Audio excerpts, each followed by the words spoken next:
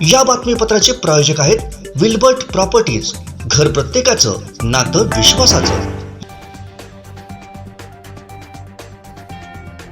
केंद्रीय मंत्री नितीन गडकरी यांना पुन्हा एकदा धमकीचे फोन आल्याने खळबळ उडाली आहे। गडकरी यांच्या नागपुरातील कार्यालयात धमकीचे हे फोन आलेत, त्यात 10 कोटी रुपये खंडणी मागण्यात आली आहे।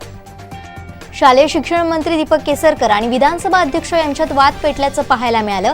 त्यानंतर विधानसभा अध्यक्ष थेट उठून उभे राहिले।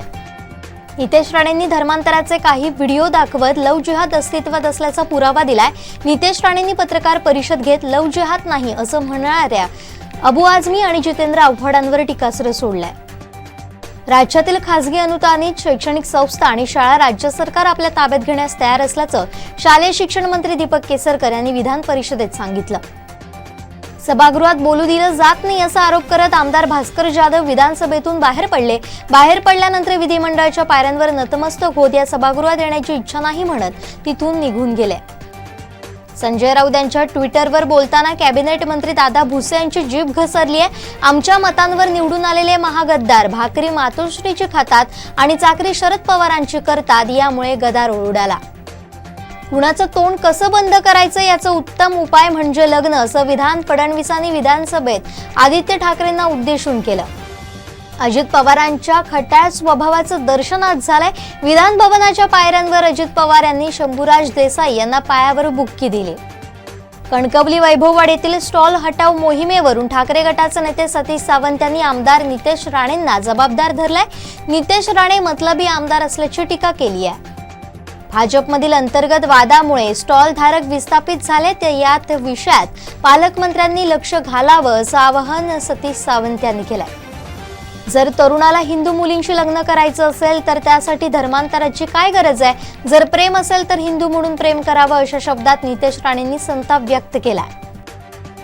आम्ही एकला चलो नुसारच होऊ घातलेल्या पालिका निवडणुकीत तयारी सुरू केली आहे। भाजप स्वतंत्र निवडणूक लढवणार आहे, अशी माहिती भाजपचे जिल्हा प्रवक्ते संजू परब यांनी दिली आहे। परससीन मच्छीमारीस बंदी असतानाही बंदी आदेशाचा भंग करून परससीन मच्छीमारी करणाऱ्या राजापूर साखरी नाटे येथील मिनी परससीन नौकेला गस्ती पथकानं विजयदुर्ग समुद्रात 8.5 वावमध्ये पकडलं। वायंगणी पंडितवाडी लगतच्या चोरवळी माळरानावरील 35 काजू कलमांसहित आंबा आणि जंगली झाडं आगीत जळून सुमारे 3 लाखांचं नुकसान झालंय। कणकवली ढालकाठी मित्रमंडळाच्या वतीनं रंगपंचमीचं आयोजन करण्यात आलं होतं।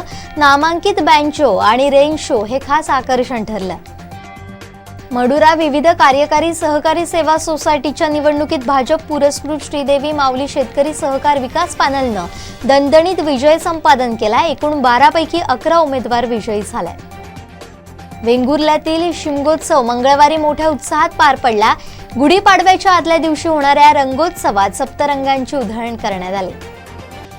रोहा शहरासह तालुक्यातील ग्रामीण भागात सकाळपासूनच ढगाळ वातावरण असताना शहरासह तालुक्यातील ग्रामीण भागात सकाळपासूनच जोरदार पावसानं सुरुवात केली।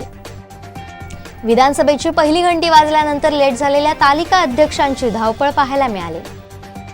सध्या उत्तर प्रदेशमधून एक भन्नाट प्रकरण समोर आलं। एका मजुराला आयकर विभागानं 8 कोटी 64 लाख रुपयांची रिकव्हरी नोटीस पाठवली आहे। ही नोटीस मिळाल्यानंतर त्या मजुराला धक्काच बसलाय। देशातील प्रदूषण नियंत्रित करण्यासाठी सरकारी वाहनांच्या पाठोपाठ आता 15 वर्षावरील खासगी वाहनं देखील भंगारात पाठवण्याचा निर्णय केंद्र सरकारनं घेतला।